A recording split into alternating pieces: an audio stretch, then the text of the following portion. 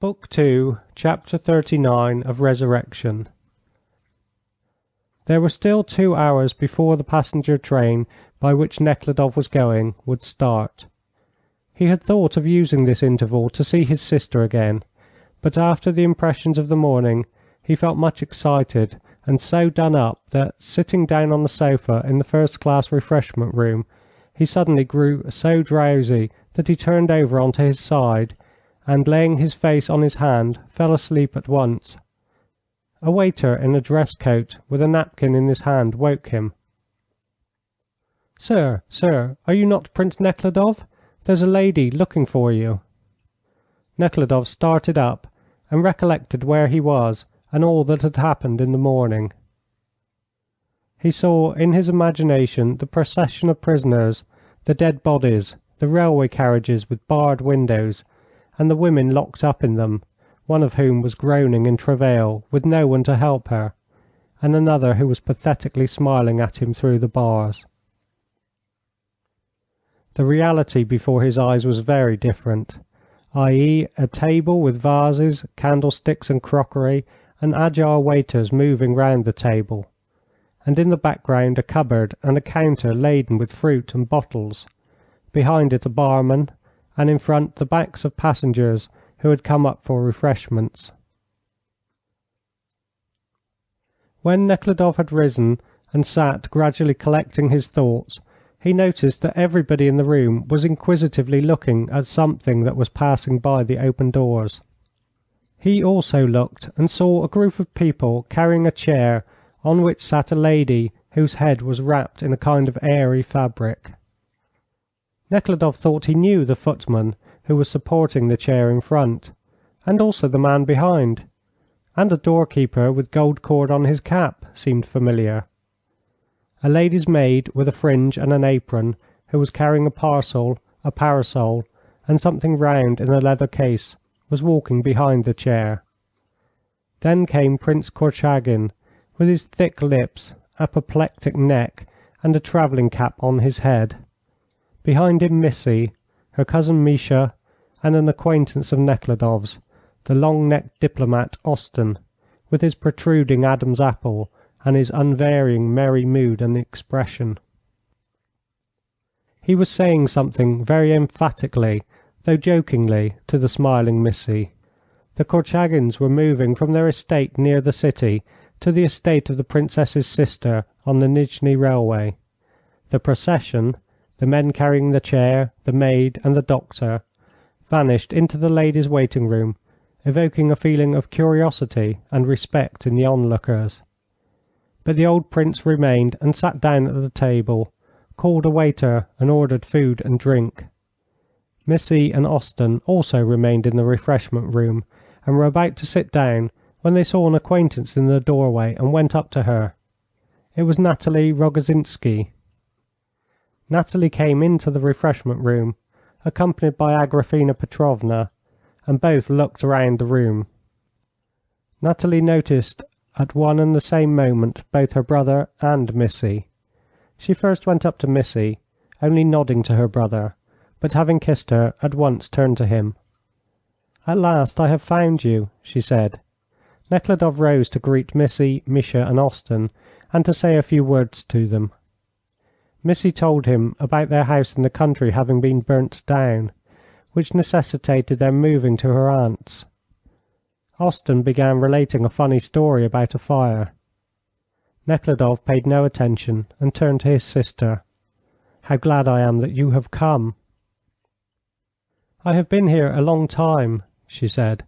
"Agrafena Petrovna is with me," and she pointed to Agrafena Petrovna, who, in a waterproof and with a bonnet on her head, stood some way off, and bowed to him with kindly dignity and some confusion, not wishing to intrude. "We looked for you everywhere." "And I had fallen asleep here. How glad I am that you have come," repeated Nekhludoff. "I had begun to write to you." "Really?" she said, looking frightened. "What about?" Missy and the gentleman, noticing that an intimate conversation was about to commence between the brother and sister, went away. Nekhludoff and his sister sat down by the window on a velvet-covered sofa, on which lay a plaid, a box, and a few other things. "Yesterday, after I left you, I felt inclined to return and express my regret, but I did not know how he would take it," said Nekhludoff. "I spoke hastily to your husband, and this tormented me." "I knew," said his sister, "that you did not mean to. Oh, you know," and the tears came to her eyes, and she touched his hand. The sentence was not clear, but he understood it perfectly and was touched by what it expressed. Her words meant that, besides the love for her husband, which held her in its sway, she prized and considered important the love she had for him, her brother, and that every misunderstanding between them caused her deep suffering. Thank you. Oh, what I have seen to-day," he said, suddenly recalling the second of the dead convicts. "2 prisoners have been done to death." "Done to death? How?" "Yes, done to death. They led them in this heat, and 2 died of sunstroke." "Impossible! What, to-day? Just now?" "Yes, just now. I have seen their bodies." "But why done to death? Who killed them?" asked Nathalie. "They who forced them to go killed them," said Nekhludoff with irritation, feeling that she looked at this too with her husband's eyes. "Oh, Lord!" said Agrafena Petrovna, who had come up to them. "Yes, we have not the slightest idea of what is being done to these unfortunate beings, but it ought to be known," added Nekhludoff, and looked at old Korchagin, who sat with a napkin tied round him and a bottle before him, and who looked round at Nekhludoff. "Nekhludoff," he called out, "won't you join me and take some refreshment? It is excellent before a journey." Nekhludoff refused and turned away. "But what are you going to do?" Nathalie continued. "What I can. I don't know, but I feel I must do something, and I shall do what I am able to." "Yes, I understand. And how about them?" she continued, with a smile and a look towards Korchagin. "Is it possible that it is all over?" "Completely, and I think without any regret on either side." "It is a pity. I am sorry. I am fond of her. However, it's all right. But why do you wish to bind yourself?" she added shyly. "Why are you going?" "I go because I must," answered Nekhludoff seriously and dryly, as if wishing to stop this conversation. But he felt ashamed of his coldness towards his sister at once. "Why not tell her all I am thinking?" he thought, "and let Agrafena Petrovna also hear it," he thought, with a look at the old servant, whose presence made the wish to repeat his decision to his sister even stronger. "You mean my intention to marry Katusha? Well, you see, I made up my mind to do it, but she refuses, definitely and firmly," he said, and his voice shook, as it always did when he spoke of it. "She does not wish to accept my sacrifice, but is herself sacrificing what in her position means much, and I cannot accept this sacrifice, if it is only a momentary impulse. And so I am going with her, and shall be where she is, and shall try to lighten her fate as much as I can." Nathalie said nothing. Agrafena Petrovna looked at her with a questioning look and shook her head. At this moment the former procession issued from the ladies' room. The same handsome footman, Philip, and the doorkeeper were carrying the Princess Korchagin. She stopped the men who were carrying her and motioned to Nekhludoff to approach, and with a pitiful, languishing air she extended her white ringed hand, expecting the firm pressure of his hand with a sense of horror. "Épouvantable," she said, meaning the heat. "I cannot stand it. Ce climat me tue."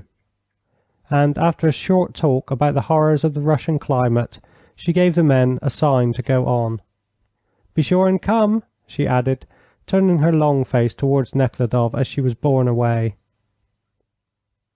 The procession with the princes turned to the right towards the first-class carriages.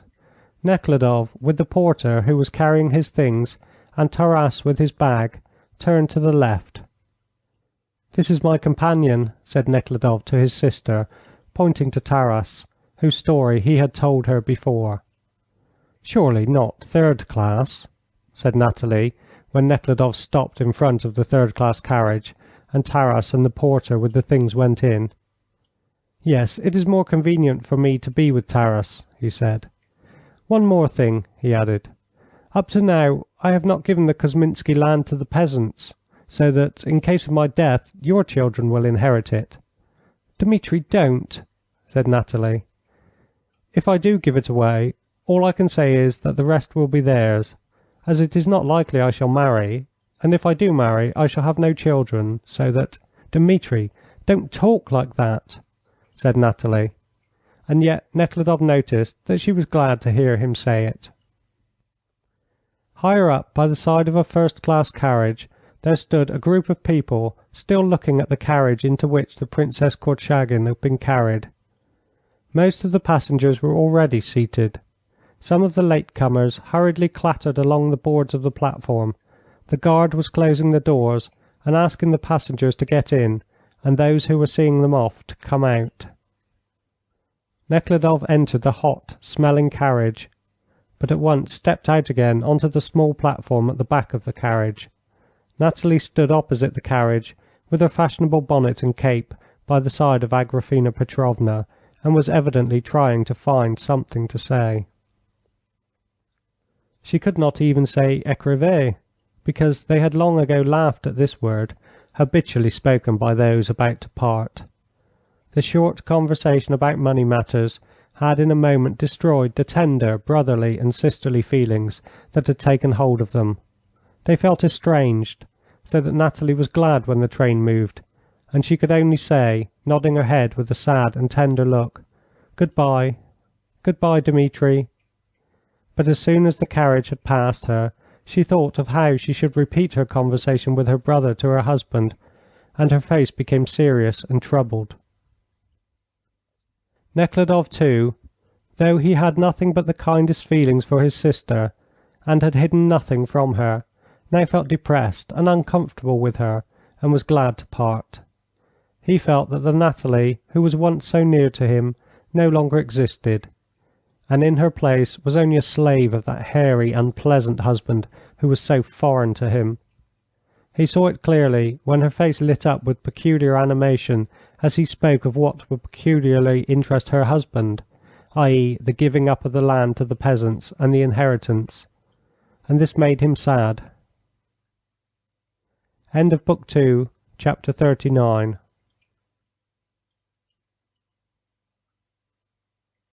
Book 2, Chapter 40 of Resurrection.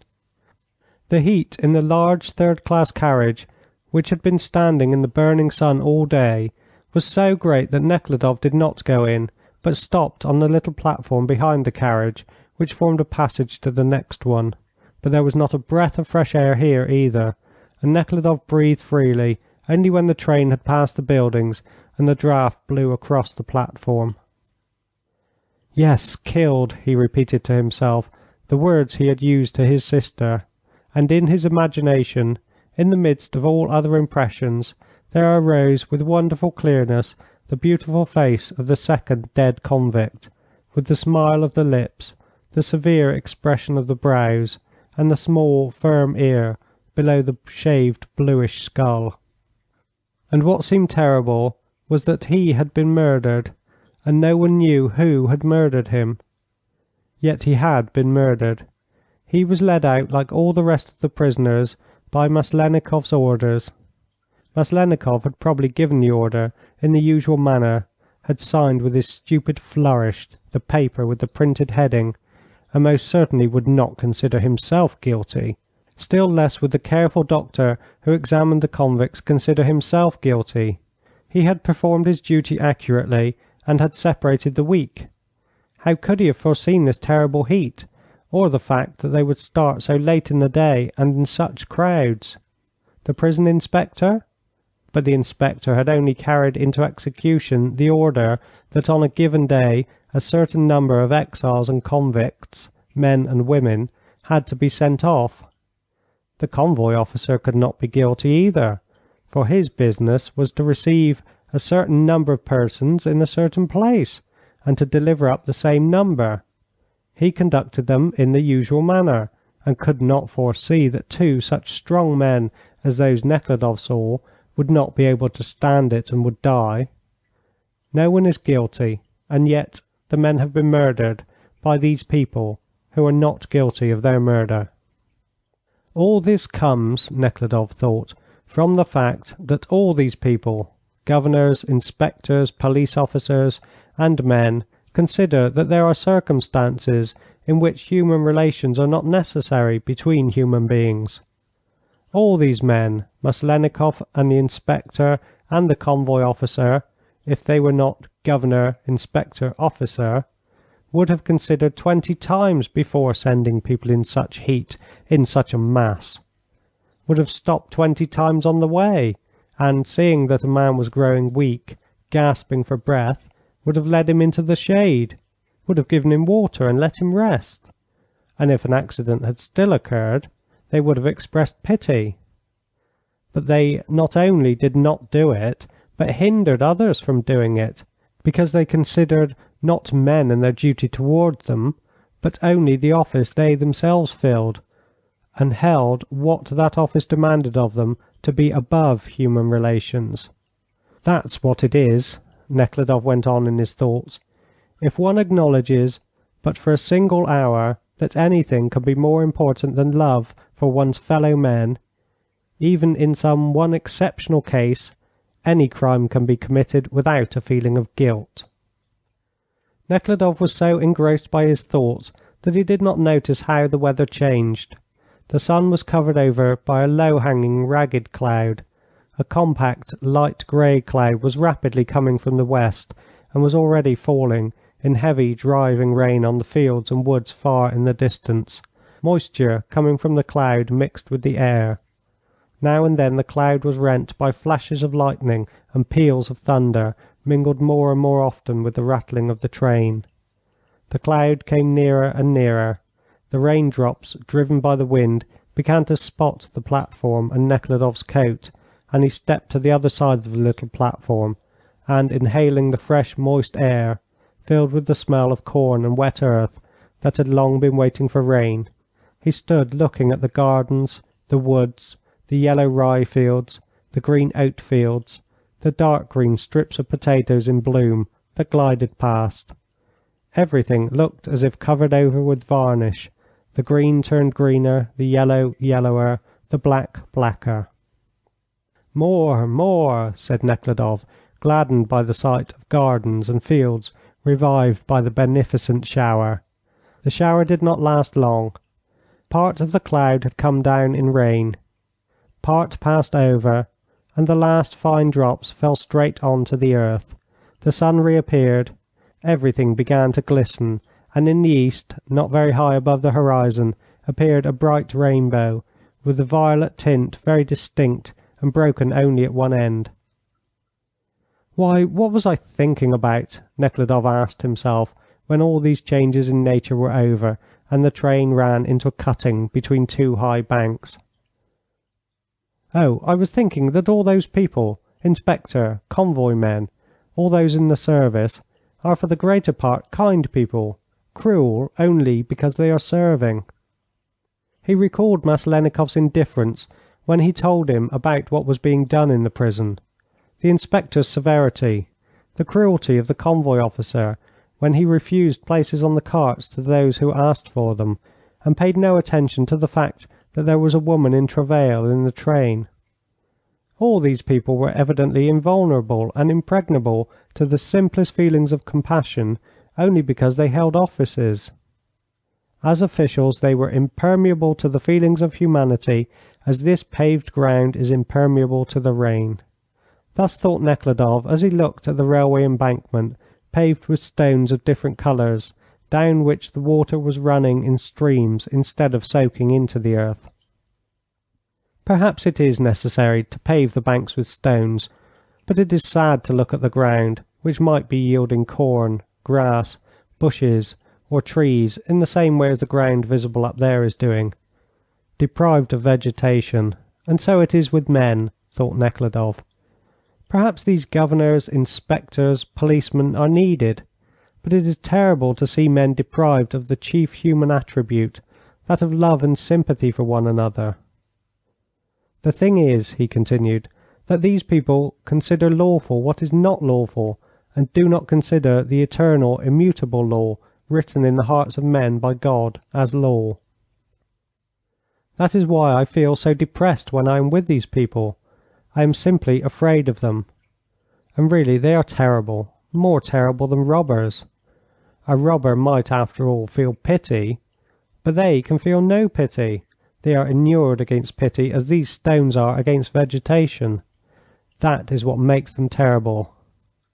It is said that the Pugachevs, the Razins, leaders of rebellions in Russia, Stonka Razin in the 17th and Pugachev in the 18th century, are terrible.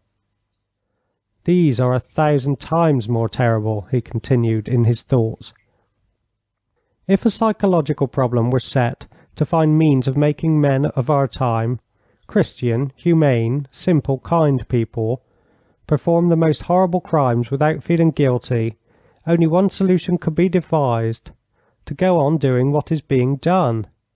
It is only necessary that these people should be governors, inspectors, policemen, that they should be fully convinced that there is a kind of business called government service which allows men to treat other men as things without human brotherly relations with them, and also that these people should be so linked together by this government service that the responsibility for the results of their actions should not fall on any one of them separately.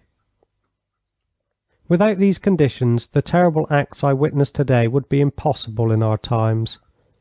It all lies in the fact that men think there are circumstances in which one may deal with human beings without love. And there are no such circumstances. One may deal with things without love. One may cut down trees, make bricks, hammer iron without love. But you cannot deal with men without it, just as one cannot deal with bees without being careful. If you deal carelessly with bees, you will injure them, and will yourself be injured, and so with men. It cannot be otherwise, because natural love is the fundamental law of human life. It is true that a man cannot force another to love him, as he can force him to work for him, but it does not follow that a man may deal with men without love, especially to demand anything from them. If you feel no love, sit still, Nekhludoff thought.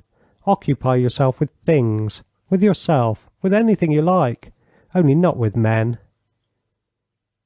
You can only eat without injuring yourself when you feel inclined to eat. So you can only deal with men usefully when you love. Only let yourself deal with a man without love, as I did yesterday with my brother-in-law, and there are no limits to the suffering you will bring on yourself, as all my life proves. Yes, it is so, thought Nekhludoff. It is good. Yes, it is good, he repeated, enjoying the freshness after the torturing heat, and conscious of having attained to the fullest clearness on a question that had long occupied him. End of Book 2, Chapter 40.